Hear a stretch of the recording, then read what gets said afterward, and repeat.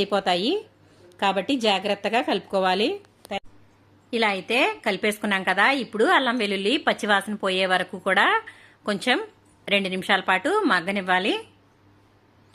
అల్లం వెల్లుల్లి పచ్చివాసన పోకపోతే బాగోదండి. ఎప్పుడు ఫ్రై చేసుకున్నా కూడా అల్లం వెల్లుల్లి అనేది పచ్చివాసన పోయే వరకు చక్కగా వేయించుకోవాలి. ఇది అల్లం వెల్లుల్లి వేసాం కదా, అడుగంటుతుంది కాబట్టి ఈ విధంగా కలుపుతూ ఉండాలి. 2 నిమిషాల పాటు ఈ విధంగా అయితే కలుపుకోవాలి. ఇప్పుడు పచ్చివాసన అయితే పోయింది. 2 నిమిషాల తర్వాత నేనైతే సాల్ట్ అనేది వేస్తున్నాను. ఇక్కడ నేను 1 స్పూన్నర వరకు సాల్ట్ అయితే వేస్తున్నాను. కరెక్ట్గా మనకి 1/2 కేజీ బంగాళదుంపలు తీసుకున్నాం కాబట్టి 1.5 స్పూన్ అయితే సాల్ట్ వేసుకుంటే సరిపోతుంది. మరి ఇంకా ఎక్కువ అయితే ఎక్కువైపోతుంది కాబట్టి మనం 1.5 స్పూన్ అయితే మనకి కరెక్ట్గా సరిపోతుంది. ఆ తర్వాత 1/2 స్పూన్ వరకు పసుపు అయితే వేసుకోవాలి. అలాగే మనం తినే దానిని బట్టి కారం అయితే